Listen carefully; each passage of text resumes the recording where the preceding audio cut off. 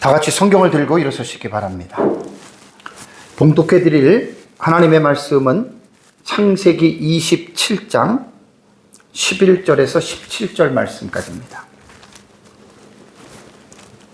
제가 봉독해 드리겠습니다. 이것은 하나님의 말씀입니다.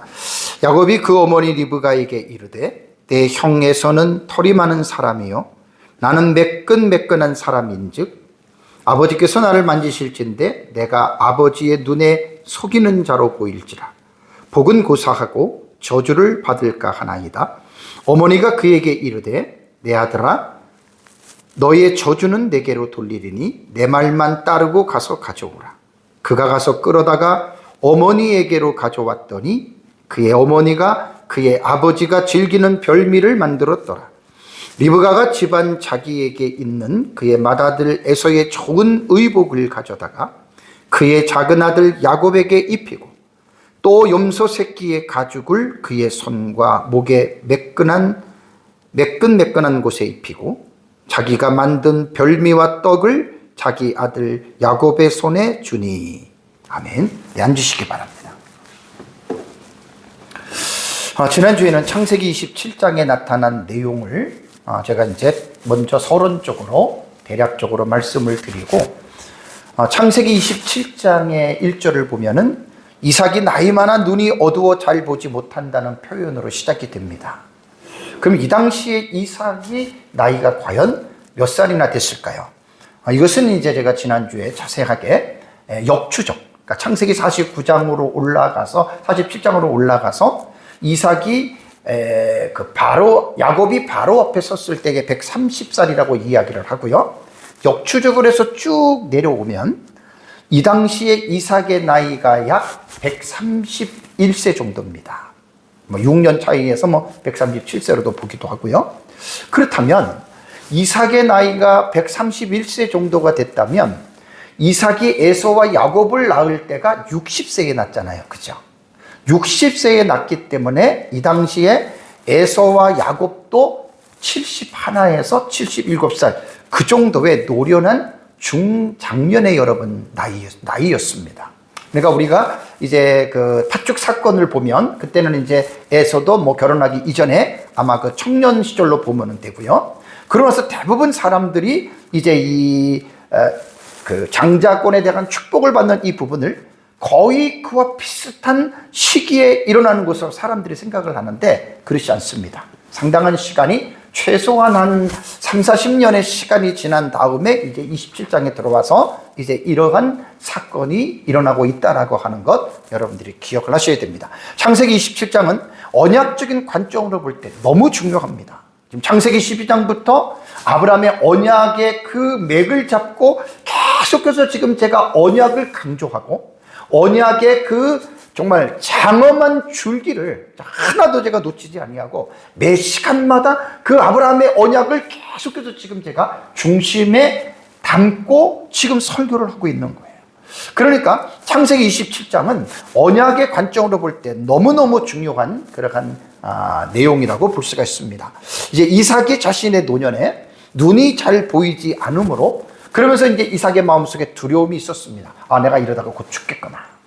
그래서 자기가 죽을 날이 얼마인지 언제인지를 알지 못했기 때문에 이삭에게는 마지막으로 자신이 해야 할 이제 장자에게 아브라함으로부터 받았던 그 언약적인 축복을 계승해야 되겠다. 그래서 그 언약의 축복 계승식을 하려고 이삭이 생각을 했던 거예요.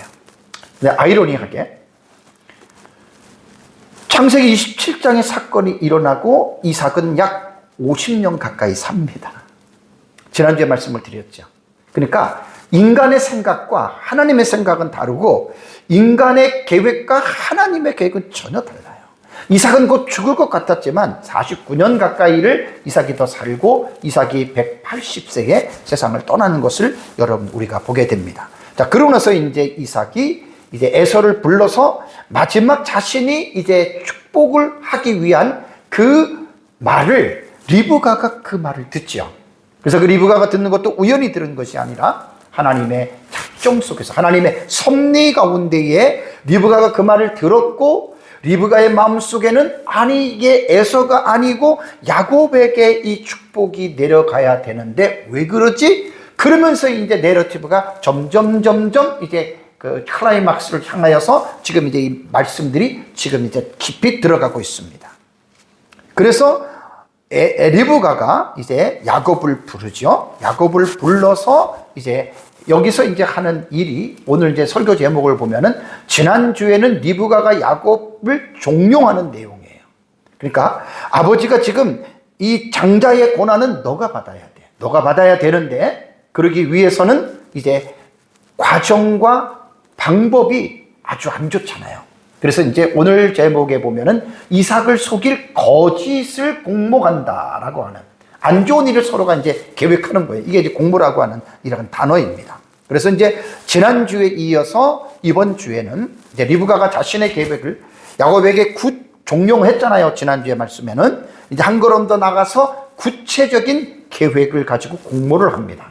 그래서 이제 하나하나 그 일들을 이제 아버지가 에서에게 축복할 것을 가로챌 수 있는 그러한 이제 내용을 담고 있습니다. 그래서 오늘 11절과 17절에 있는 내용은 이제 우리가 그러한 차원에서 오늘 제가 말씀을 드리겠습니다.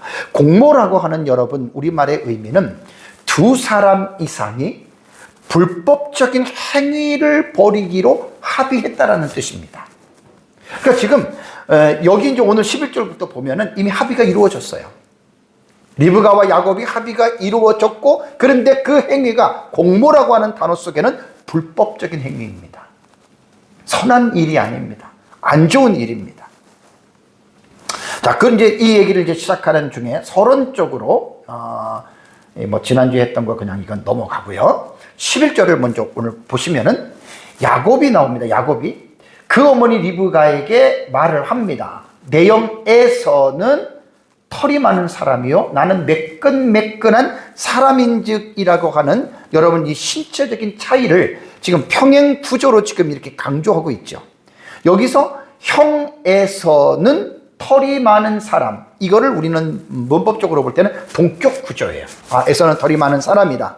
그러면서 에서의 신체적인 특징은 25장 22절에 나오죠. 그죠? 태어날 때 먼저 나온 자는 붉고 전신이 토록 같아서라고 하는 에서에 대한 것은 출생할 때부터 이제 몸에 털이 많았다라고 이렇게 말을 하는데 야곱에 대해서는 신체적 특징이 그때 태어날 때는 나오지 않습니다. 오늘 본문이 처음입니다. 야곱은 형에 비해서 매끈매끈한 사람이다라고 이렇게 지금 이야기를 합니다. 자, 우리는 여기서 지금 느낄 수 있는 게 뭐죠?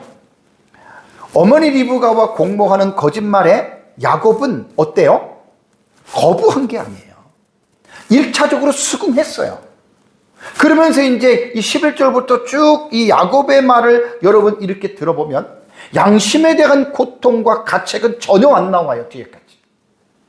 이미 공모했어요. 합의했어요. 그러면서 이제 야곱은 무엇을 염려를 하냐면 자, 이제 어머니와 잘못된 방법을 공모하고 그러면서 이제 거기에 따른 위험성에 대한 염려를 야곱이 하게 됩니다. 여기서 문제는 뭐냐면 형은 털이 많고 나는 매끈매끈하니까 걸릴 거 아니냐 발각에 대한 두려움이라는 거예요. 그래서 칼빈은 이 부분을 어떻게 이야기를 하냐면 야곱은 죄의식이 없이 양심의 가책이나 없이 방법론에만 염려하는 것은 야곱의 마음이 그만큼 부패했음을 보여준다라고 말을 합니다. 그러니까 여기서 야곱은 속임수 자체를 조금 전에 말씀드린 대로 양심의 가책을 이제 느끼지 않아요. 이미 결정한 거예요. 메투엘리도 야곱의 두려움은 죄에 대한 두려움이 아니라 발각에 대한 두려움이라고 이것이 바로 인간 타락의 본성의 특징이다. 여러분 우리가 성경을 볼 때 판단하는 입장에 있으면 안 됩니다. 정말 야곱이 못됐네? 리브가가 정말 잘못됐네? 우리 이렇게 성경을 보면 안 돼요. 왜냐하면 재판자와 입법자는 하나님 한 분이십니다. 디모데서에 나와요. 우리는 재판자가 아니에요. 우리는 성경을 통해서 판단하는 자리에 앉아서 성경을 관망하는 것이 아니라 성경에 나타난 부정적이든 긍정적이든 이러한 사실에서 그 말씀이 우리 자신을 거울로서 비춰봐야 된다라고 하는 이 사실을 여러분 잊지 마시기 바랍니다. 우리에게 야곱과 같은 이러한 죄악된 타락된 본성이 없을까요? 여러분 어떠십니까? 우리는 의롭습니까? 계속해서 야곱의 내러티브를 통해서 이제 지금 27장 이제 오늘이 4번째 시간이고 최소한 8번, 9번에 내가 설교를 하는데 이 본문을 통해서 정말 우리가 야곱과 리브가를 판단하는 자가 아니라 우리 자신들의 그 모습을 통해서 우리 자신들을 살펴보는 타산지석의 그 지혜를 여러분 우리가 가지고 있어야 됩니다. 그러면서 한 걸음 더 나가서 이제 야곱은 두려움을 느끼는데 어떤 두려움을 여러분 느끼냐면요. 어떤 두려움을 느끼냐면 12절을 볼까요? 아버지께서 나를 만지실 낀데라는 말을 합니다. 그럼 만지게 되면 아버지의 눈에 속이는 자로 보일지라라고 일단은 자기의 염려를 하면서 결과를 어떻게 예상하냐면 복은 고사하고 저주를 받을까 하나이다라고 하는 여러분 이러한 말을 합니다. 그러니까 이 말이 뭐냐면 지금 이삭이 엄마와 같이 죄악된 공모를 하면서 나름대로 상상의 시뮬레이션을 가동을 한 거예요.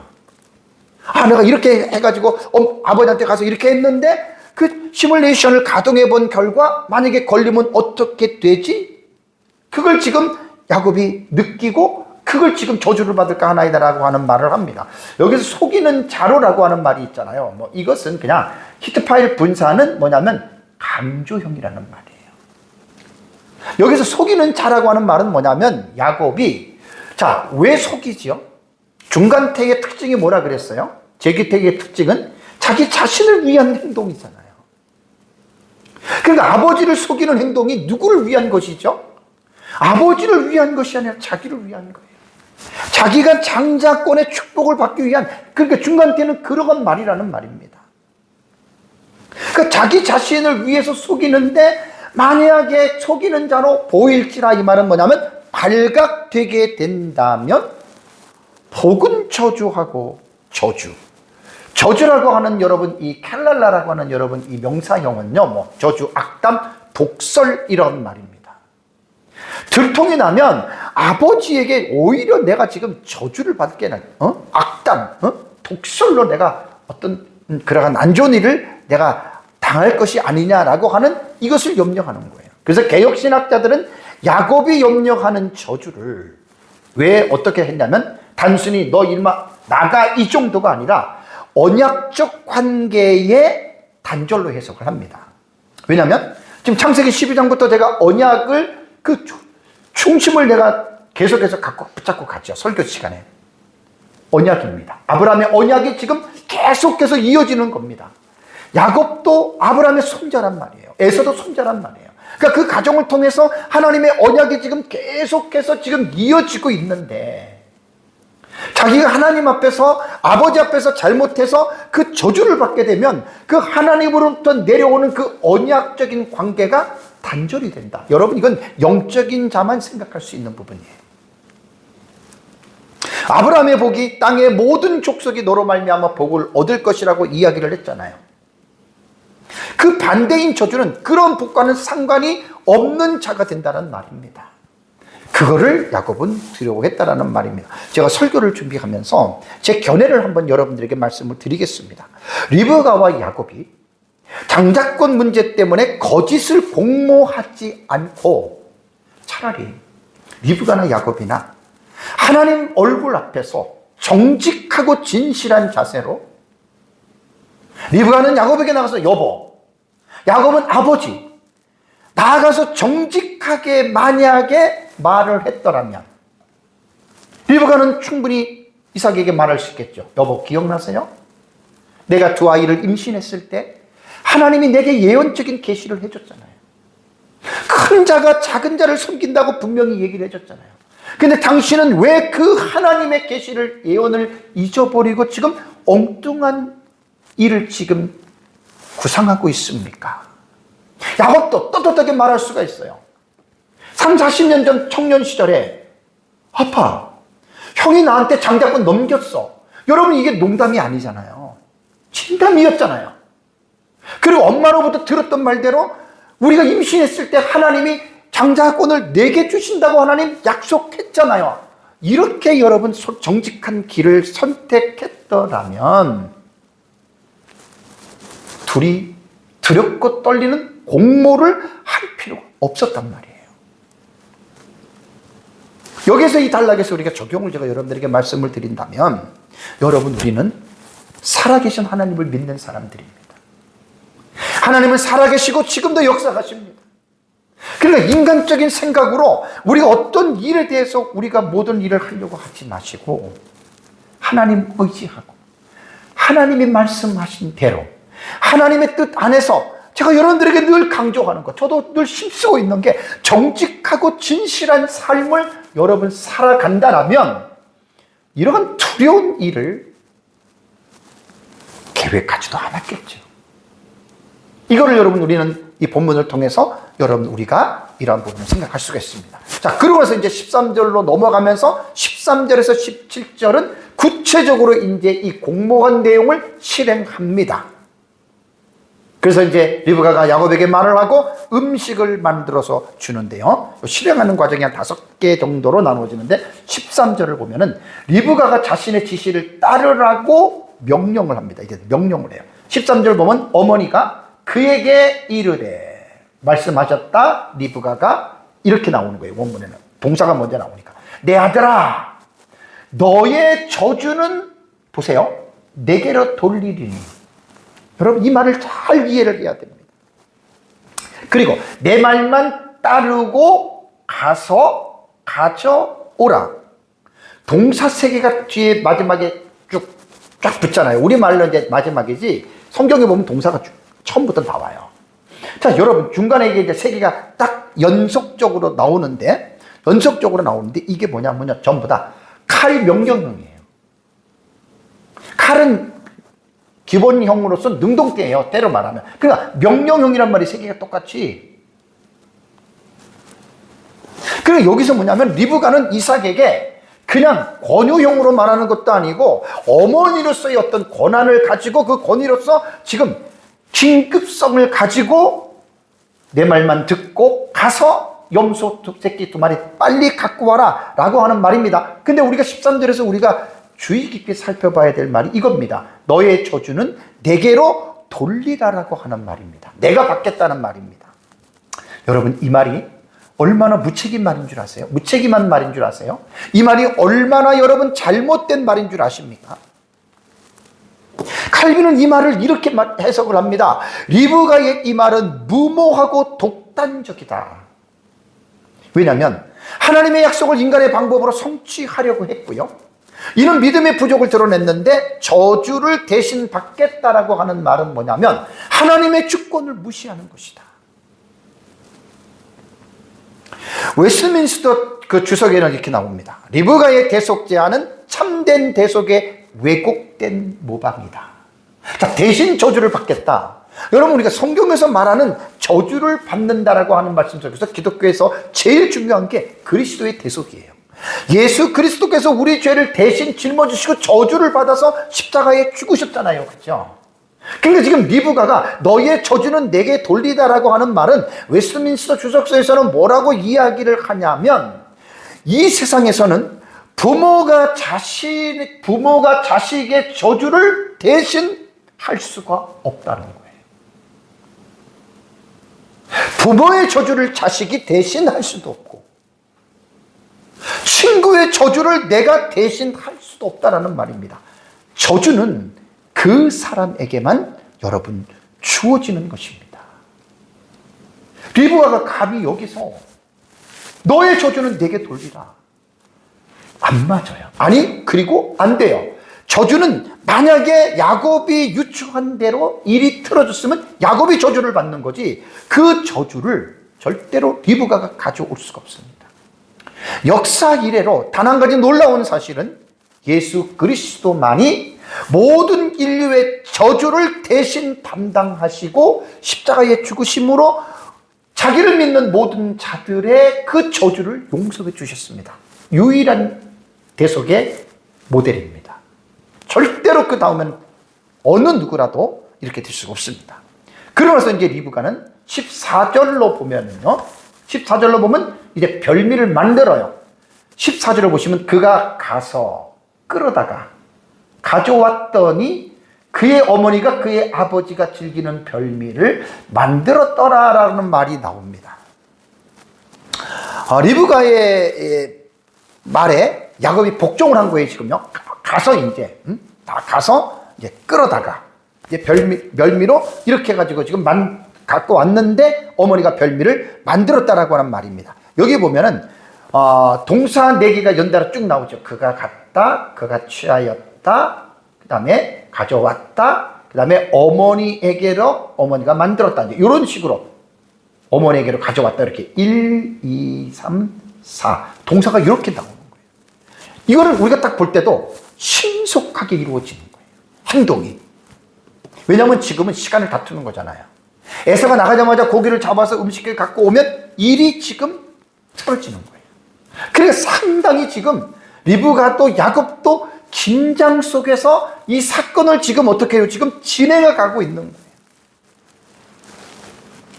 그래서 세계에 여기 보면은 가서 끌어다가 끌어다가 여기 보면은 만들었다가 이게 뭐냐면 이게 다 와우 계속분 미알로테라. 그러니까 이미 이루어진 거예요. 이미 이 일이 지금 다 성취가 된 거예요. 다 능동되기 때문에 억지로 한 게 아닙니다. 야곱은 자기 스스로 자원하는 마음으로 정말 콧노래를 부리면서 했겠죠. 그래서 여기서 야곱이 리브가의 말에 즉각적으로 순종했다는 것은 이미 아까 11절 볼 때부터 리브가의 계획에 동의했습니다. 이미 발을 담궜습니다. 도저히 뺄 수가 없습니다. 그리고 이제 그 장자권에 대한 그 욕심을 이루기 위해서는 한치의 망설임도 없이 그 일을 지금 추진하고 있는 것들을 4가지의 동사가 연속적으로 사용되는 것을 보고 우리는 그 뉘앙스를 읽을 수가 있는 거예요.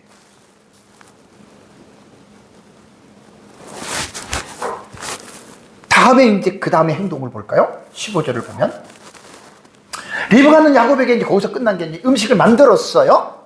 빨리 갖다 줘라 아니라 하나의 또 하나의 행위를 하는 것이 나옵니다. 15절을 보니까 리브가가 집안에 자기에게 있는 그의 맏아들 에서의 적은 의복을 가져다가 그의 작은 아들 야곱에게 입혔다라는 말이 나옵니다. 여기에 보면은 이 에서는 이미 결혼을 했어요, 그죠? 해쪽 속에 여인 2연이 있었고 뭐 다른 여인을 취했는지 몰라 있잖아요. 그러니까 같은 장막에서 살 수는 없죠. 근데 이제 그 집에 에서의 옷이 있었어요. 에서가 워낙 취향하는 자기가 입었던 어떤 그런 모든 것들이 있었기 때문에 여기서 이제 리브가가 예상을 한 겁니다. 너 그냥 가지 말고 형의 옷을 입어라. 실제로요, 리브가의 예상대로 이삭이 야곱을 불러서 에서임을 확인하는데 입은 옷을 만지죠, 그죠? 손을 만져보잖아요. 만약에 매끈매끈한 사람인데 털이 없잖아요, 야곱은. 걸리죠. 그러니까 철저하게 리브가가 아주 계산을 해서 여러분 이 부분들을 지금 해서 지금 작은 애들에게 입히고 있는 겁니다. 16절로 넘어가 보면 이제 또 염소 새끼의 가죽을 그의 손과 목의 매끈한 곳에 입히고, 에서는 그냥 막 온몸이 털이니까 그냥 안 입어도 그냥 털을 이렇게 만지는데 야곱은 털이 없잖아요. 그러니까 이제 그것을 캄프라치라 그랬죠. 덮어 씌우기 위해서 염소 새끼의 가죽, 이게 전부 다 복수입니다. 새끼들의 가죽들, 원문에는 복수형으로 나와요. 그리고 그거를 그의 손과 목에 매끈한 곳에 입혔다. 그런데 원문을 보면은 여러분 27장 16절에 보면은 문장초 뒤에 왜 오트라고 하는 이 오트라고 하는 이게 이제 어려워요. 불변사라고 그래요. 왜는 이제 그 접속사 그리고라는 뜻입니다. 그리고 초대. 그러면 이게 뭐냐면 왜 오트라고 하는 말이 나오냐면 뒤에 나오는 명사인 염소 새끼들의 가죽들의 목적을 하는 사실을 사실 선언하고 있는 거예요. 뭐 여러분들은 이런 것을 알 필요는 없지만 우리 성경을 볼 때 그 뒤에 오트가 나오면 이게 엄청 많이 나와요. 이거는 불변호사라고 하는 말은 번역할 수 없는 단어예요. 그래서 우리말로 말하면 조사, 뭐뭇을 혹은 뭐뭐를 번역할 수가 없어요. 그러니까 요 오트라고 하는 요 단어가 나오면 그 뒤에는 목적어를 지시하는 겁니다. 목적어. 그러니까 요 단어가 나오면 딱 그 뒤에 나오는 것은 거기다가 뭐냐면 목적어. 염소 새끼 가죽을 목적어가 나오잖아요. 그렇게 우리가 이제 본문은 보는 겁니다.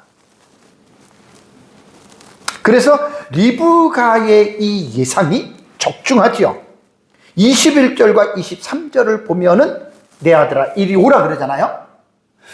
음성은 야곱의 음성인데 이리 오라 그래서 딱 만져보니까 염소 새끼들로 만든 팔에 채우는 거, 목에 대는 거. 그리고 야곱의 옷이니까 거기에서 옷에서 후각으로서 냄새를 맡을 수가 있잖아요. 그러니까 여러분 지금 이 11절부터 16절까지 일이 진행이 되는 과정을 여러분 이렇게 잘 보십시오. 단순한 거짓말이 아닙니다. 아주 치밀한 계획적인 어떻게 보면 위조의 행위예요. 그래서 칼빈도 단순한 충동이 아니라 치밀하게 계획된 기만이다. 그리고 카일 렐리치는 뭐라고 얘기를 하냐면 리브가가 남편의 약점을 정확하게 알고 활용했다. 분명히 너 아버지가 이렇게 할 거야? 그리고 웨스트민스터 성경 주석에는 이런 말이 나옵니다. 이 구절은 죄의 합리화와 정당화의 과정을 보여준다. 이 말은 뭐냐면 리브가와 야곱의 입장에서 볼 때는 합리화와 정당화로 그들은 본다는 말이에요. 근데 여러분, 하나님의 예언 성취인 선한 목적이 복잡하고 악한 수단을 낳은 겁니다. 웨스트민스터 성경 주석은 이렇게 말을 하고 있는 거예요. 그들은 합리화와 정당화를 하겠지만 객관적인 입장에서 볼 때는 악한 수단이었다. 제가 지금 창세기 27장을 지금 이번 시간 3시간이고 앞으로 계속할 때 빼놓지 않고 강조하는 게 뭔지 아십니까? 목적이 선하다고 해서 그 목적을 이루기 위한 수단과 방법이 선하지 않으면 잘못된 거예요. 목적이 그렇다고 해서 수단과 방법이 잘못됐고 잘못된 것 수단을 통해서 목적이 이루어졌다고 해서 그 잘못된 수단과 방법을 옳다라고 인정하면 안 됩니다. 창세기 27장에서는 제가 시간마다 이걸 강조하는 게 이것을 오해하게 되면 하나님에 대한 그릇된 인식이 우리 안에 자리 잡게 되면 반드시 그 사람은 잘못 살아가게 되어 있습니다. 그래서 이런 것들을 잘 표현을 해놓은 거예요. 자, 그러고 나서 이제 마지막 행위가 17절입니다. 리브가가 자기가 만든 별미와 떡을 자기 아들 야곱의 손에 주니라는 말이 나옵니다. 손에 주었다. 이것은요, 단순히 물건을 전달했다라는 말이 아닙니다. 책임의 이전입니다. 뭔 말이냐? 지금 리브가와 야곱이 이삭을 속이고 장자의 축복권을 쟁취하는 과정 속에서 리브가는 여기까지 내가 할 일을 다 했다는 거예요. 손에 줬다는 거예요. 내가 할 일은 다 했고 이제부터는 너가 알아서 해. 이제부터는 너가 결정하고 너가 이제부터는 해야 돼. 그러면서 이제 18절부터 보면은 이제 이삭과 야곱의 다이얼로그가 나옵니다. 그 대화의 관점이 나오잖아요. 여기서 이제 18절부터는 대화예요. 여기서는 지금 11절부터 17절은 누구누구의 대화예요? 리브가와 야곱의 대화지요. 그죠? 18절부터는 이삭과 야곱의 대화의 그 관점으로 그 문맥이 여러분 이렇게 흘러갑니다. 그래서 제가 설교를 18절부터 이제 18절부터 26절까지 18절부터 내용을 제가 축복한 내용을 여러분 쭉 설교를 준비하다 보니까 27절, 28절, 29절이네요. 여기서 이제 이삭과 야곱의 대화를 설교를 하려고 하다 보니까 내용이 많아요. 지금 벌써 설교를 지금 몇 분을 했습니까? 지금 30분 정도 했잖아요. 그리고 또 그걸 집어넣으려니까 도저히 시간이 안 돼서 제가 18절부터는 제가 오후 예배 시간으로 하고 11절에서 17절에 있는 이 내용 가운데에서 중간 정리를 좀 할 필요가 있어요. 중간 정리. 중간 정리를 하고 그러고 나서 이제 결론적인 부분들이, 왜냐하면 창세기 27장 사실 너무 어려운 내용이라 그랬죠. 진짜 이거 잘 여러분들이 해석을 해야 됩니다. 잘못 해석하게 되면 정말 엄청난 잘못된 삶을 우리가 살아갈 수밖에 없다라고 하는 말입니다. 자, 그러면 나머지 이제 18절부터는 오후 예배에 제가 여러분들에게 설명하는 걸로 하고요. 이제 총 중간 정리를 한번 하겠습니다. 자, 지금 우리가 보고 있는 지금 이 내용은 하나님의 언약의 가정입니다. 하나님의 언약의 가정인 이삭의 가정에서 지금 벌어지고 있는 일이에요.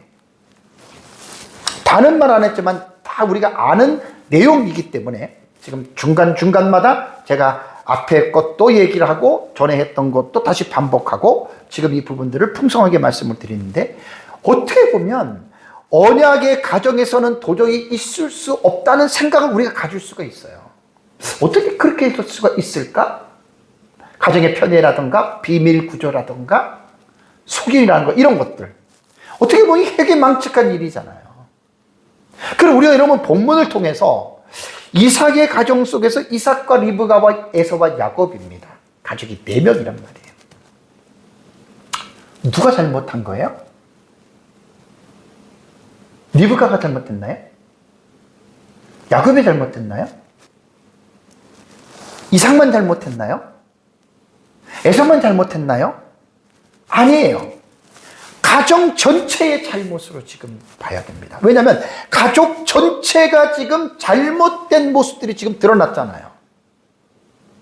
창세기 25장부터 이삭의 내러티브를 통해서 지금 그 이삭의 가정이, 성경의 저자는 이삭의 가정 안의 모습을 지금 우리에게 지금 드러내고 있잖아요. 그러니까 어느 한 사람의 잘못이 아니고 언약 가정 전체의 가정적인 문제를 지금 드러내고 있다라고 하는 말입니다. 자, 우선 가장인 이삭에 대해서 말씀을 드리겠습니다. 에서가 40세의 헷 족속의 두 여인과 결혼했을 때 에서는 언약의 가문을 이끌어 나가야 할 리더십이었다는 말이에요. 근데 그것을 아버지로서 제지해 주지 못했어요. 그런 것들은 어떻게 보면 아버지의 권위를 자식에게 행사하지 못했다라고 하는, 이것도 언약의 가정 안에 여러분 문제가 될 수가 있습니다.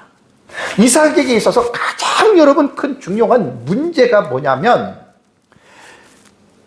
60세에 에서와 야곱이 쌍둥이 임신을 했잖아요.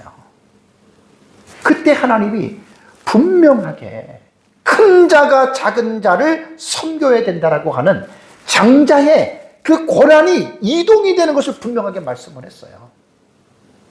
그러니까 지금 이삭은 어떠한 그 위치에 있는 존재냐면, 죽기 전에 아브라함이 자기에게 하나님의 언약의 계승의 축복을 이전해 준 것 같이 이삭은 지금 그것을 해야 돼요.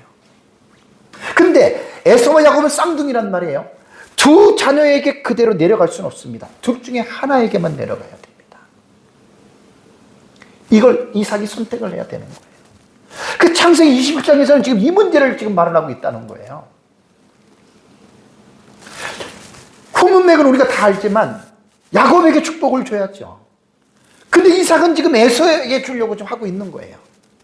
그러니까 리브가가 그걸 듣고 저 사람이 왜 저래? 우리 남편이 왜 저래?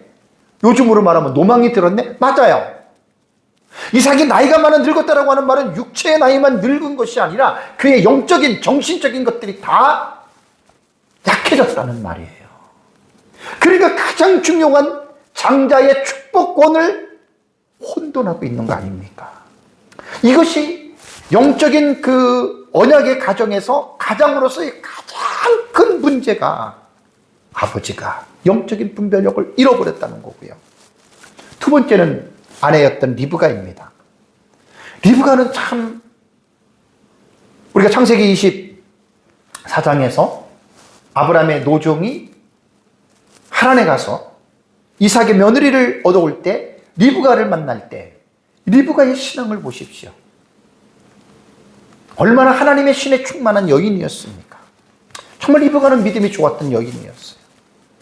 그래서 리브가는 특별히 자기가 에서와 야곱을 잉태했을 때에 그때 하나님으로부터 직접 들었잖아요. 큰 자가 작은 자를 섬길 것이라고 하는 것을 분명하게 들었잖아요. 아까 제가 조금 전에 말씀드린 대로 정말 분명하게 그 하나님의 계시를, 예언적 계시를 알았다면 정직하게 말을 했어야 돼요. 이삭에게 나가서 정직하게 언어를 표현을 했어야 돼요.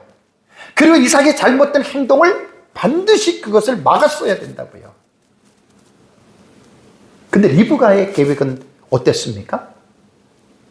그게 아니고 인간적인 방법으로, 인간적인 생각으로 불의한 방법을 도모했다는 데 있는 거예요. 이게 문제가 되잖아요. 리브가가 언약의 가정의 여주인으로서 이러한 불의한 방법을 선택하지 아니하고 정직하고 진실한 전공의 길을 선택해서 야곱에게 그 말을, 이삭에게 그 말을 하고 이삭이 깨닫고 정말 야곱에게 축복을 했다면 뒤에서 우리가 염려하는 가정 안에 그 불행을 겪지 않아도 됐을 거란 말이에요. 리브가가 그것을 선택을 잘못한 거예요, 지금. 물론 하나님의 작정으로 볼 때는 하나님의 뜻을 이루기는 했지만 그것은 우리가 성경에 보는 입장에서 볼 때는 우리는 그 리브가와 야곱의 행위를 우리는 정당화해서도 안 되고 그것이 옳다라고 동의해서도 안 됩니다. 아니 공감해서도 안 됩니다. 그 방법은 분명히 잘못된 겁니다. 이걸 정확하게 깨달으셔야 돼요. 우리가 이 사건을 맞아, 이 리브가와 야곱이 거짓을 했지만 그래도 하나님의 목적을 이루었으니까 누구 말대로 뭐로 가도 서울만 가면 됐으니까 정당화를 시킬 수가 있거든요. 여러분, 계속 제가 시간마다 말을 하는 이유가 뭐냐면 우리가 창세기 27장에 나타난 리브가와 야곱의 내러티브 속에서 이들이 불의한 수단과 방법을 만약에 우리가 긍정적인 마인드로 이것을 받아들인다면 그 사람은 그렇게 살아가게 되어져 있습니다. 오예백 때 설교 마지막 결론의 말씀을 제가 드리는 건데요. 하나님에게 헌금을 드리기 위해서 도둑질을 하고 잘못하고 못된 짓을 하면서 헌금만 드리면 돼. 여러분, 하나님은 그걸 원하는 게 아니에요. 하나님은 그런 걸 원하는 게 아니에요. 목적이 선하면 수단과 방법도 선해야 된다. 이거를 우리의 뇌리 속에 꽉 박아놔야 돼요.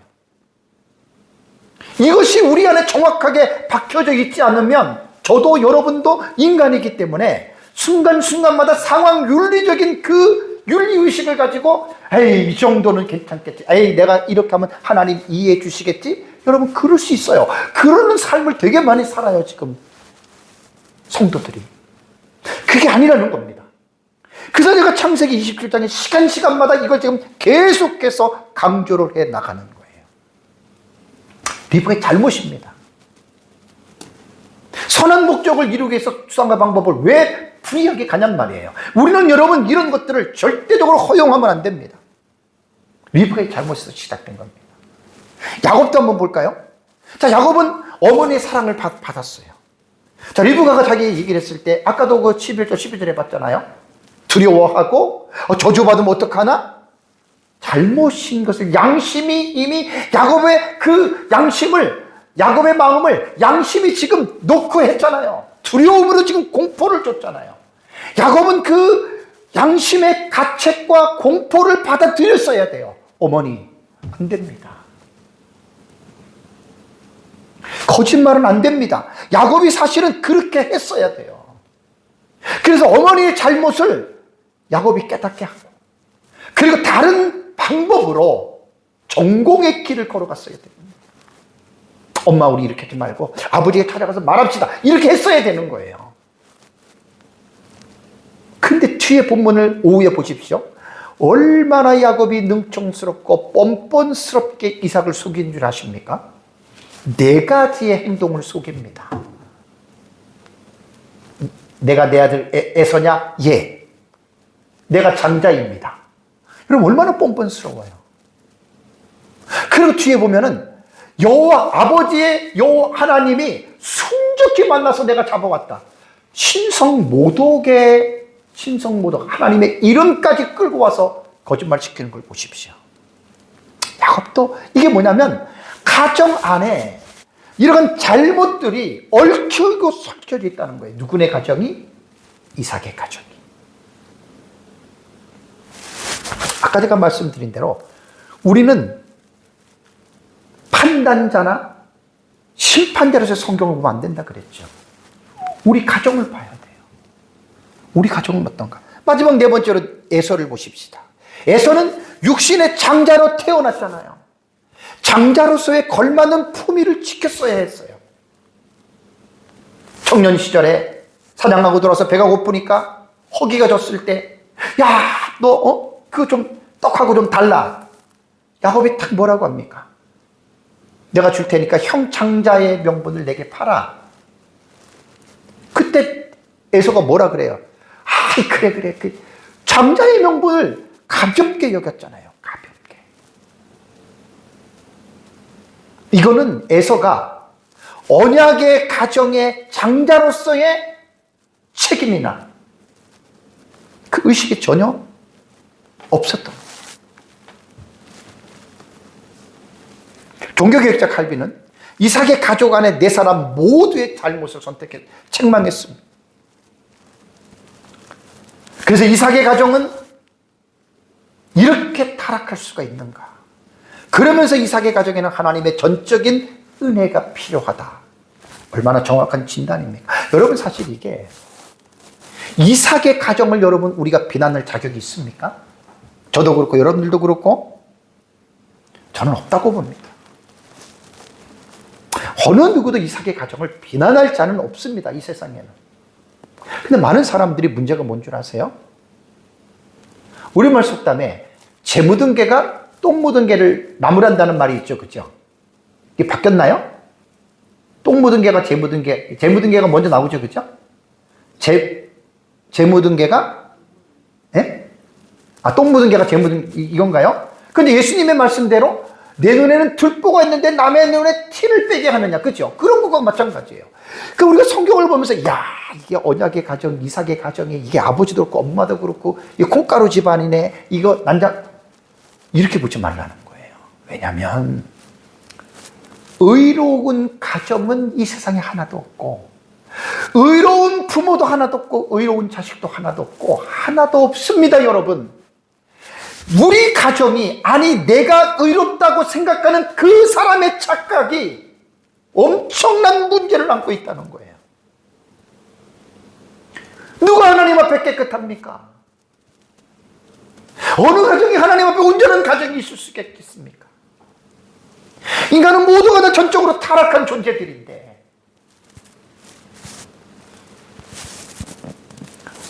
무엇을 우리가 사람들에게 내세우고 자랑할 것이 뭐가 있겠습니까? 이삭의 가정이 이삭, 리브가, 야곱, 에서 우리가 이들을 비난하고 정죄하고 돌을 던질 만한 우리가 자격이 있습니까? 정말 여러분들의 가정이 그런 좋은 가정입니까? 나는 아니라고 봅니다. 그렇다면 그 사람은 영적으로 어두운 사람입니다. 왜? 인간은 전적인 타락한 존재로 태어났고 그렇게 살아갑니다. 그래서 우리는 하나님의 은혜가 없이는 살지 못하는 연약한 자들이에요. 그 연약한 자들인데 왜 하나님 앞에서 마치 의롭고 자기네 가정만 옳고 자기만 똑똑하다고? 저도요, 이런 의식 속에 많이 사로잡혀 있었어요. 솔직한 얘기. 저라고 뭐 별거겠습니까? 43년 예수를 믿고 그러면서 가정에서 자녀들을 기르면서 쭉 돌아볼수록 옛날에는 참 잘했던 것 같은데 지금 나이 들어서 이렇게 보면 내가 그때 너무나 잘못했다. 아내에게도 너무나 잘못했고 아이들에게도 너무나 잘못했고 차라리 그때로 돌아갔으면 좋겠어요. 그때로 돌아가면 지금 의식을 가지고 안 하겠죠. 근데 여러분 그건 그럴 수 없습니다. 모든 사람이 다 똑같아요. 옛날에 제가 가정에 대한 설교를 많이 할 때 김 권사님 생각나시죠? 김복희 권사님? 목사님 나 지금 다시 애 낳고 싶어요. 그때 80 정도 됐을 때 권사님이 왜? 전에는 모르고 자기도 이렇게 실수를 많이 했는데 정말 말씀을 듣다 보니까 진짜 자녀를 키워야 돼. 그거는 누구나 다 마찬가지예요. 그렇게 할 수가 없어요. 그래서 우리는 성경을 볼 때 재판자나 입법자가 아니고 관찰하면서도 우리도 이 성경에 나타난 주인공들의 이 모습 속에 우리도 이 속에 녹아 들어가줘서 이 모습을 통해서 우리를 보면서 타산지석으로 삼아야 됩니다. 혹여라도 이렇지 않다면 그건 감사하면 돼요. 이렇지 않다고 해서 그것이 우리 자신의 의가 되고 그것이 우리 자신의 자랑거리가 아니라 이렇지 않지만 다른 부분에서 또 그런 부분이 우리에게는 충분히 여러분 있을 수 있다라고 하는 사실입니다.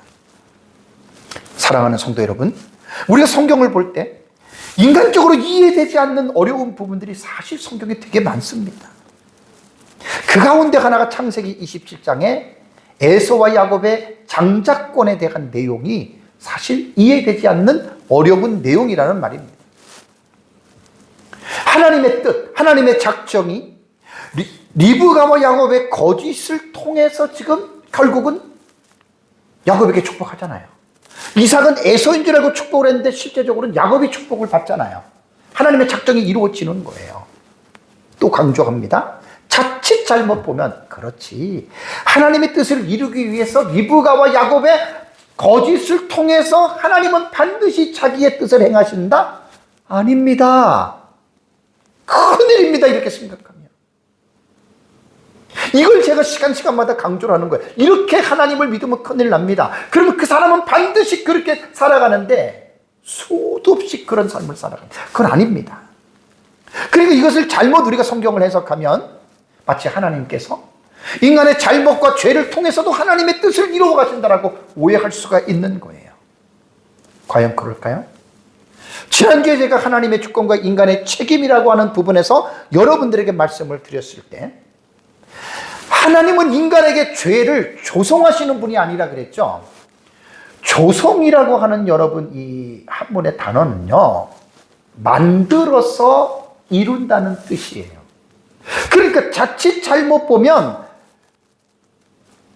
리브가와 야곱이 거짓말을 했을 때 마치 하나님이 그것을 통해서 하나님의 뜻을 이루는 야곱에게 내려가는 것처럼 No, 아닙니다. 손을 확실하게 그어야 돼요.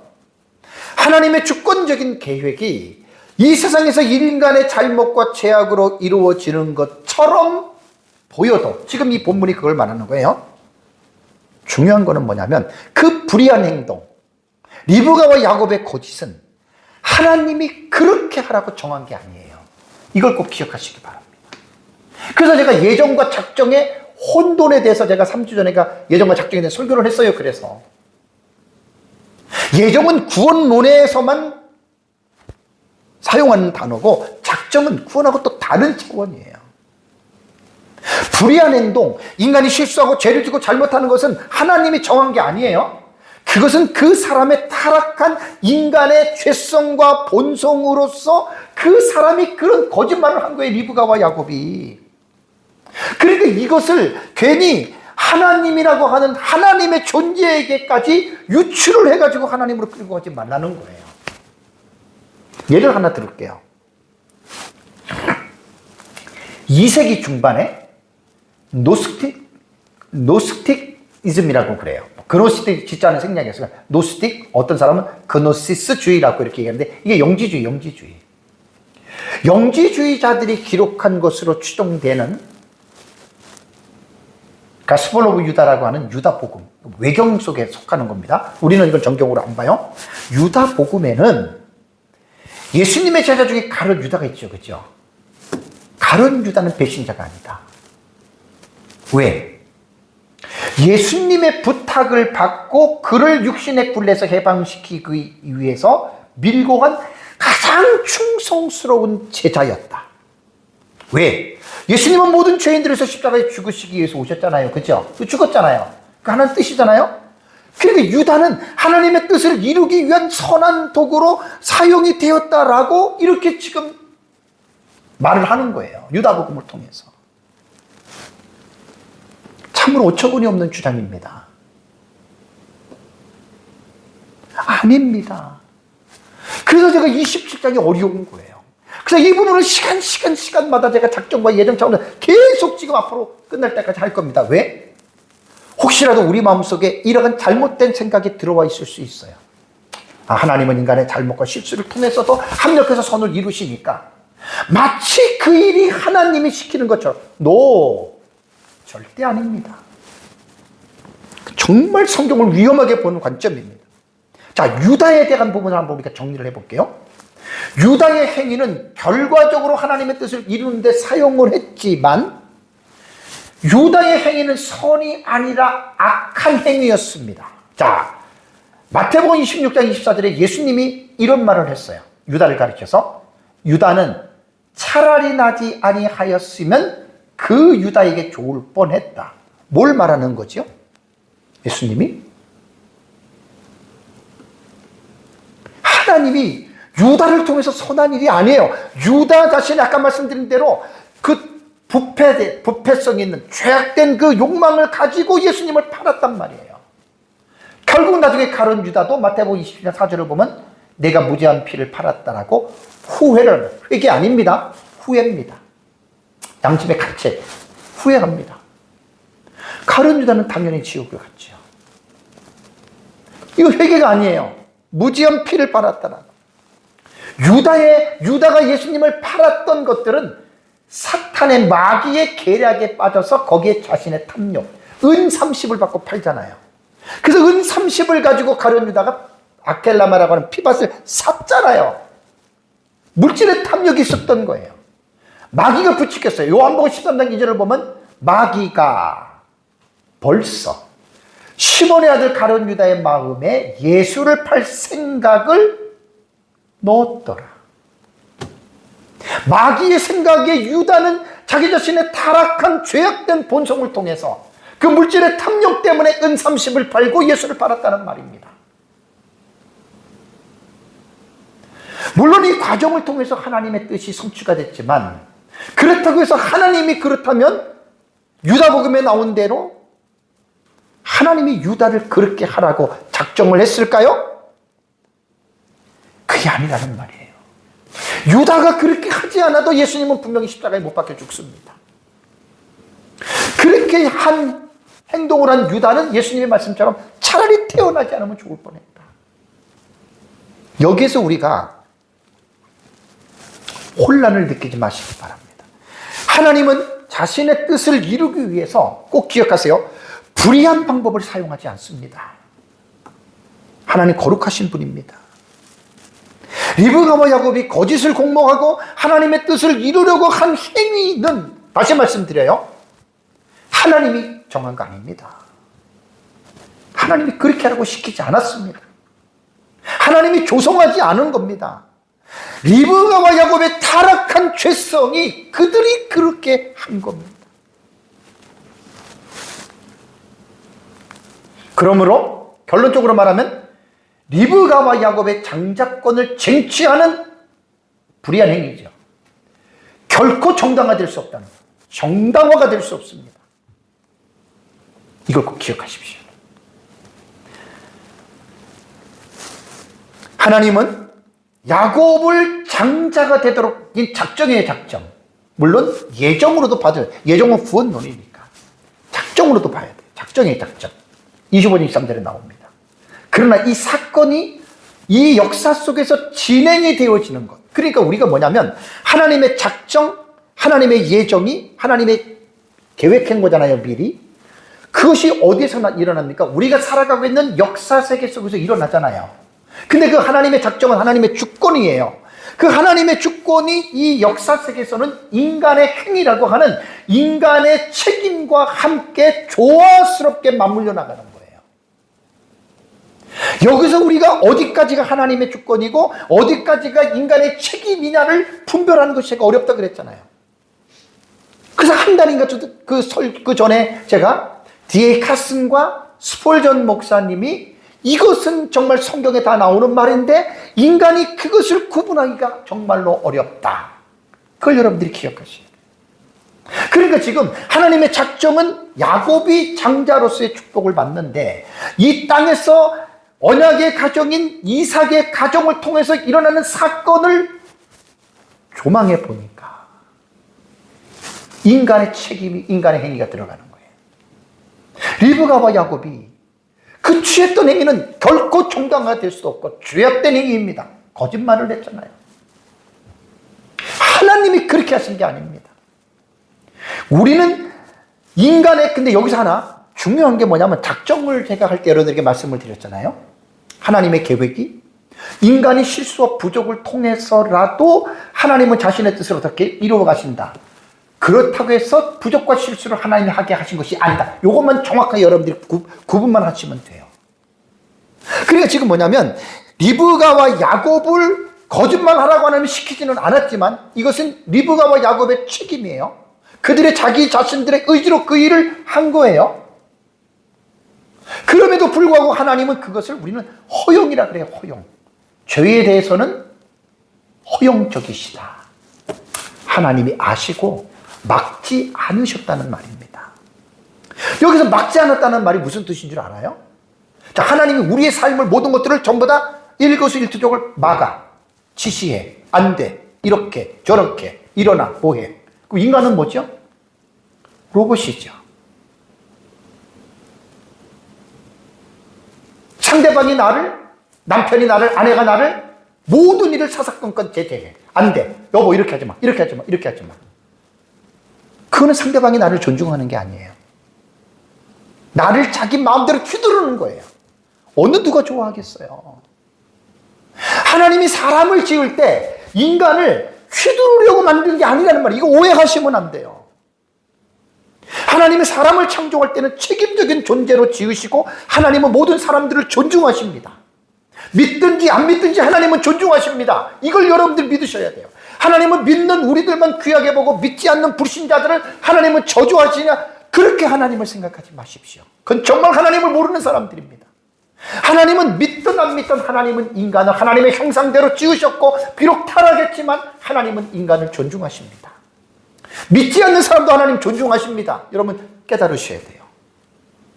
그리고 모든 행동을 하나님이 기계적으로 하지마, 해, 이렇게 간섭하시는 분이 아니라 모든 사람에게 인격이라고 하는 지정의, 지성과 감정과 의지를 주셨잖아요. 그리고 지성과 감정과 의지를 통해서 스스로가 알아서 결정할 수 있는 그 의지의 결정권을 줬다라고 하는 말이 하나님이 인간을 존중한다는 말이에요.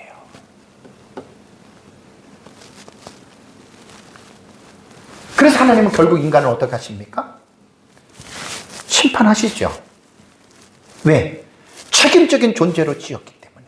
그래서 성경에 보면 심판의 메시지를 보면은 하나님은 선악간에 은밀한 것까지라도 어떻게 해요? 하나님은 심판하신다 그런 거예요. 그러니까 행동은 자유입니다. 저 여러분들이 자유예요. 그러나 꼭 잊지 말아야 될 것은 하나님이 심판을 하신다라고 하는. 그래서 우리는 이게 리브가와 야곱이 죄를 하나님이 시킨 것도 아니고 우리 것을 정당화할 수 없지만 그렇지만 어쨌든 과정으로 볼 때는 이게 하나님 허용이란 말이에요. 허용. 시킨 게 아니지만 그걸 통해서 하나님의 작정을 이루어 가시는데 우리는 그것을 프로비던스 오브 갓이라고 그래요. 유명한 말이에요. 하나님의 섭리. 마지막으로 리브가와 야곱의 이 잘못이 책임이 어떻게 내려가냐면 즉각적인 결과가 비참하게 나타나는 게 이제 27장 41절 45절을 보면 에서가 알아차리고 죽이려고 합니다. 동생을. 그래서 리브가와 이삭이 그걸 보고 어찌 하루아침에 두 자식을 이룰 수가 있느냐? 그래서 이제 이별이 이루어지는 거예요. 리브가는 야곱이 귀환을 보기 전에 죽은 것으로 학자들은 보고 있습니다. 그럼 얼마나 비극입니까? 그렇게 작은 아들을 좋아했는데 엄마가 즉각적으로 집을 떠나야 돼요. 이게 고통이에요. 장기적인 결과를 볼 때는 어떻습니까? 몇 날만 있으면 될 줄 알았는데 20년을 걸립니다. 20년. 20년이 야곱이 라반에게 가서 살았던 삶을 보십시오. 자신이 뿌린 죄의 씨를 그대로 거두지 않아요? 아내 문제, 레아에게 마음이 있어 7년을 봉사했는데 외삼촌 라반이 언니를 주잖아요. 레아를 주잖아요. 라헬을 좋아했는데 속은 거지요. 또 7년을 통해 가지고 해서 라헬을 얻잖아요. 그리고 임금 문제, 돈도 안 주잖아요. 다 속임 당한 거지요. 가축 문제 보세요. 나중에 갈 때. 그게 장기적으로는 이러한 결과를 얻는 거예요. 그 다음에 이제 더 후의 문맥을 보면 가정 내의 분열을 보면 심각합니다.